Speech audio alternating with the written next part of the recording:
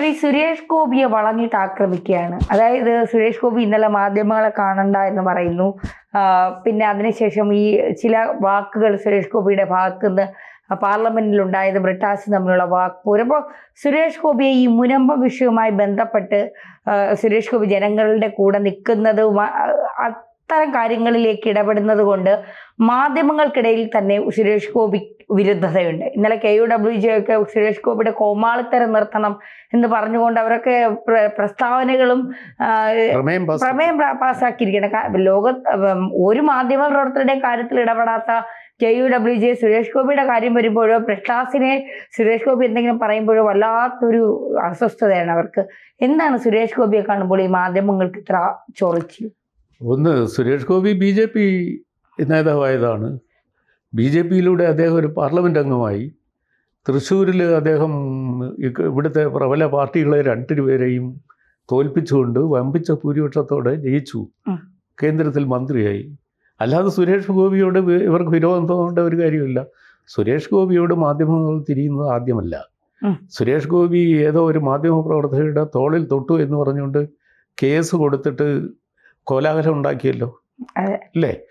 അപ്പം അത് സുരേഷ് ഗോപി ഒരു സ്ത്രീലമ്പടനോ സ്ത്രീ പീഡകനോ ആണെന്ന് വരുത്താനുള്ള ഒരു ശ്രമമായിരുന്നില്ലേ? അപ്പോൾ സുരേഷ് ഗോപി BJP രാഷ്ട്രീയത്തിൽ ഇറങ്ങി കഴിഞ്ഞ ഇടം മുതൽ ഇവിടുത്തെ ഇടതുപക്ഷ പ്രസ്ഥാനങ്ങളും കോൺഗ്രസ്സുകാരും എല്ലാം കൂടി അദ്ദേഹത്തെ കോർണർ ചെയ്യാൻ ശ്രമിക്കുന്നുണ്ട്. അതിന് ദൗർഭാഗ്യവശാൽ വർക്കിംഗ് ജേർണലിസ്റ്റ് യൂണിയൻ്റെ സംഘടന പരമായ ഒരു പ്രമേയം വന്നിരിക്കുന്നു കഴിഞ്ഞ ദിവസം സുരേഷ് ഗോപിക്കെതിരെ. ഇപ്പോൾ പാർലമെൻറ്റിൽ സുരേഷ് ഗോപി ബ്രിട്ടാസുമായി കൊമ്പ് കോർത്തു. ബ്രിട്ടാസിനെ മറുപടി കൊടുക്കുന്ന പ്രസംഗം നടത്തി. അത് വളരെ ശ്രദ്ധേയമായി. അത് വന്നപ്പോൾ ഈ വർക്കിംഗ് ജേർണലിസ്റ്റ് യൂണിയൻ അത് ഏറ്റെടുക്കുന്നതിൻ്റെ അർത്ഥം എന്താ?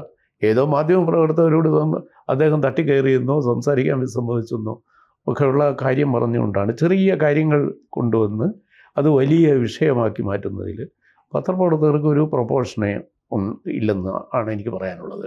പത്രപ്രവർത്തക യൂണിയന് ആ കാര്യത്തിൽ ഒരു ആനുപാതിക സ്വഭാവമില്ല.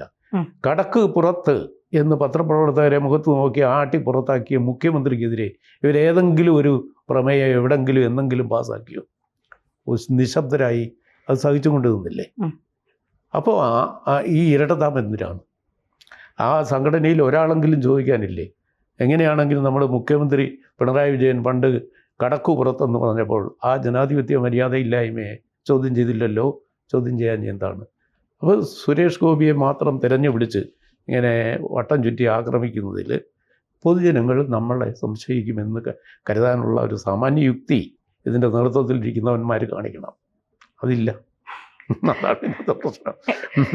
ഈ സാർ പറയുമ്പോൾ ഈ KUWJ ഒക്കെ ഈ ചില കാര്യങ്ങളിൽ മാത്രം ചിലർക്ക് ഫേവറായി നിൽക്കും. അതൊക്കെ പിന്നെ CPM ഹൈജാക്ക് ചെയ്തു ഈ സംഘടനയെ. അത് എല്ലാ കാലത്തും അങ്ങനെ ഉണ്ടായിട്ടില്ല. ചില കാലങ്ങളിൽ CPM ഹൈജാക്ക് ചെയ്തു. അപ്പോൾ KUWJ എന്ന് പറഞ്ഞാൽ ഇപ്പോൾ ഒരു CPMൻ്റെ പോഷക സംഘടന പോലെയാണ്. അതുകൊണ്ടാണ് ഇങ്ങനെയുള്ള പ്രമേയങ്ങളൊക്കെ വരുന്നത്. അപ്പോൾ പത്രപ്രവർത്തകർക്ക് ജനാധിപത്യവും പിന്നെ അവരോട് അധികൃതർ മര്യാദയായിട്ടുള്ള സമീപനവും ഒക്കെയാണ് പ്രതീക്ഷിക്കുന്നതെങ്കിൽ അവർ തുടങ്ങേണ്ടത് ചീഫ് മിനിസ്റ്ററിൽ നിന്നാണ്. കേരളത്തിൽ പത്രപ്രവർത്തകരോട് ഏറ്റവും ഏകാധിപതിയെപ്പോലെ പ്രവർത്തിക്കുന്നത്, ഓട്ടോക്രാറ്റിക്കായിട്ട് ഒരു പ്രജാപതിയെപ്പോലെ ഒട്ടും ജനാധിപത്യ മര്യാദയില്ലാതെ സമീപിക്കുന്നത് മുഖ്യമന്ത്രിയാണ്. അപ്പോൾ അത് അവർ മറക്കുകയും സുരേഷ് ഗോപി കയർക്കുകയും, സുരേഷ് ഗോപിക്ക് ഒരു മാനറിസം ഉണ്ട്. അത് സുരേഷ് ഗോപിയുടെ ഗുണവും ദോഷവും എല്ലാം നമുക്കറിയാം. അദ്ദേഹം ചില സമയത്ത് തിരശ്ശീലയിലെ നായകനെ പോലെ സാമാന്യ ജീവിതത്തിലും സംസാരിക്കാൻ പെരുമാറുകയും ചെയ്യുന്നുണ്ട്. അപ്പോൾ അത് അദ്ദേഹത്തിന് ഇനിയും മയപ്പെടേണ്ട ഒരു സ്വഭാവമാണെന്ന് നമുക്കറിയാം. പക്ഷേ ഈ കാര്യത്തിൽ ഈ പത്രപ്രവർത്തകരെ അദ്ദേഹം ഒരു ഡിപ്ലോമാറ്റ് അതിൽ അവരെ കൈകാര്യം ചെയ്തതിൽ ഒരു നയതന്ത്ര സമീപനം പോരായിരുന്നു. ഇവരൊക്കെ പിന്നെ ചോദിക്കുന്നതിന് ഇത് ജനങ്ങൾക്ക് വേണ്ടിയാണെന്നും ജനാധിപത്യത്തിൽ ഈ മാധ്യമപ്രവർത്തകർക്ക് അവരുടേതായൊരു റോളുണ്ട്. അവരോട് നമ്മൾ സംസാരിക്കുന്നത് ഇപ്പോൾ ഈ നാട്ടിലെ ജനങ്ങളോട് സംസാരിക്കുന്നത് പോലെ ആയി കരുതണം.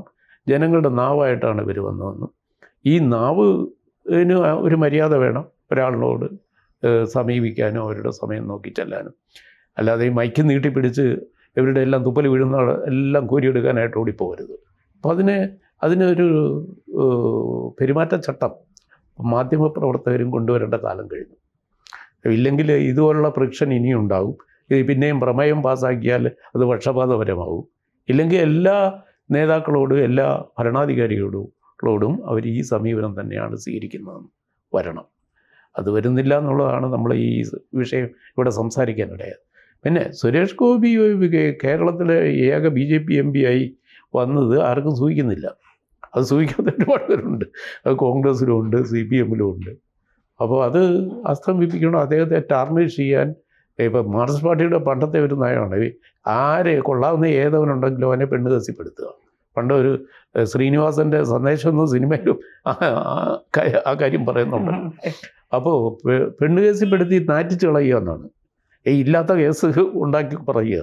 അതുപോലെ സുരേഷ് ഗോപിയെ ടാർണിഷ് ചെയ്യാനായിട്ട് ഉള്ള ശ്രമമാണ്. ഇത് പൊതുജനങ്ങൾ തിരിച്ചറിയുന്നുണ്ട്. ഇത് 2 ദിവസം കഴിയുമ്പോൾ അവരങ്ങ് മറക്കും. എങ്കിലും ഈ സുരേഷ് ഗോപിയോട് കാണിക്കുന്ന ഈ ഒരു വ്യക്തിയോടാണോ പാർട്ടിയോടാണോ ഈ മാധ്യമങ്ങൾക്ക് ഇത്ര പ്രശ്നം? അല്ല, കേരളത്തിൽ BJPക്ക് അക്കൗണ്ട് കൊടുക്കാൻ അനുവദിക്കാതിരിക്കുക എന്നുള്ളതാണ് കോൺഗ്രസിൻ്റെയും CPM-ൻ്റെയും ഇത്ര കാലത്തെയും പ്രഖ്യാപിതമായ നിലപാട്. ഇനി അത് നടക്കില്ല എന്ന് അവർക്ക് ബോധ്യമാകുന്നതിൻ്റെ അസ്വസ്ഥതയാണിത്. ഇനി അങ്ങനെ വരില്ല. കേരളത്തിൽ ജനങ്ങൾക്ക് ആവശ്യമുള്ള ഒരു പാർട്ടിയാണ്. കേരളവും മാറിക്കൊണ്ടിരിക്കുന്നു. ഉത്തരേന്ത്യയിലെ പല സംസ്ഥാനങ്ങളും നേരത്തെ മാറിയതുപോലെ. അപ്പോൾ കേരളത്തിലും വന്ന ഈ രാഷ്ട്രീയ മാറ്റത്തിൻ്റെ അസ്വസ്ഥതയാണ്. അത് മാർക്സിസ്റ്റ് പാർട്ടിയിലുള്ളവർക്ക് വേഗം മനസ്സിലാകുന്നു. കോൺഗ്രസ്സുകാർക്ക് മനസ്സിലാകുന്നെങ്കിലും അവർ മനസ്സിലാതായതായി ഭാവിക്കില്ല. അവർ ഇതെല്ലാം ഉൾക്കൊണ്ടിങ്ങനെ നടക്കും. അതേസമയത്ത് ഇവർ പ്രതികരിക്കും പെട്ടെന്ന്. അതിൻ്റെ അസ്വസ്ഥതയാണ്. പരാജയബോധത്തിൽ നിന്നാണല്ലോ ഒരുത്തിനെ തെറി വിളിക്കാനുള്ള ആവേശം ഉണ്ടാകുന്നത്. അതുപോലെ പരാജയബോധത്തിൻ്റെ പ്രകടനമാണ് ഇത്. ഇനി മാധ്യമങ്ങളെ കാണില്ല എന്ന നിലപാട് സ്വീകരിക്കാൻ സാധ്യതയുണ്ടോ സുരേഷ് ഗോപി?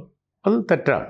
ഒരു ഇന്ത്യൻ ജനാധിപത്യത്തിൽ മാധ്യമങ്ങളെ സമീപിക്കില്ല എന്നൊരു ഭരണ പങ്കാളിയായ ഒരാളിന്, കേന്ദ്രത്തിൽ മന്ത്രിയായ ഒരാളിന്, ഇത് കൈകാര്യം ചെയ്യുന്ന വകുപ്പിന് പ്രചരണം വേണം. അതിന് മാധ്യമങ്ങൾ വേണം. ആ മാധ്യമ പ്രവർത്തകരെ കാണാതെയും മാധ്യമങ്ങൾ ഇന്നിപ്പോൾ മാധ്യമ സ്വഭാവങ്ങളൊക്കെ മാറിയിരിക്കുന്നല്ലോ ലോകാസകലം. പ്രധാനമന്ത്രി നരേന്ദ്രമോദി എല്ലാ ദിവസവും മാധ്യമ ചർച്ച നടത്തുന്ന ആളല്ലല്ലോ. അദ്ദേഹം 11 വർഷത്തിനുള്ളിൽ വിരലെണ്ണാവുന്നത്ര പ്രസ് കോൺഫറൻസ് പോലും നടത്തിയിട്ടില്ല. അപ്പോൾ തീരെ നടത്തിയിട്ടില്ല. അങ്ങനെ ഇരിക്കെ പക്ഷേ അദ്ദേഹത്തിൻ്റെ കാര്യങ്ങളൊന്നും ജനം അറിയാതിരിക്കുന്നില്ല. അപ്പോൾ പിന്നെ ബദൽ മാധ്യമങ്ങൾ അതിൻ്റെ സാധ്യതകൾ ധാരാളമുണ്ട്. സുരേഷ് ഗോപി അത് ഉപയോഗിക്കും. മാസ് മീഡിയ എന്ന് പറയുന്നത് പത്രവും പിന്നെ ടെലിവിഷനും മാത്രമല്ല, പുതിയ മാധ്യമ സാധ്യതകളുണ്ട്. അതിലൂടെ അദ്ദേഹത്തിന് സംസാരിക്കേണ്ടി വരും. അതിൻ്റെ പ്രവർത്തകരുമായിട്ട് അദ്ദേഹം ഇൻ്ററാക്ട് ചെയ്യും, ഇൻ്റർവ്യൂ കൊടുക്കും. അതുപോലെ ഈ നാട്ടിലെ ചെല്ലുന്ന ജില്ലകളിലെല്ലാം ഗസ്റ്റ് ഹൗസ് തമ്പടിച്ച് കഴിയുന്ന ഈ ആം ചെയർ ജേർണലിസ്റ്റുകൾ ധാരാളമുണ്ട്. അവരുടെ ഇംഗിതത്തിന് ചിലപ്പോൾ വഴങ്ങില്ലെന്ന് വരും.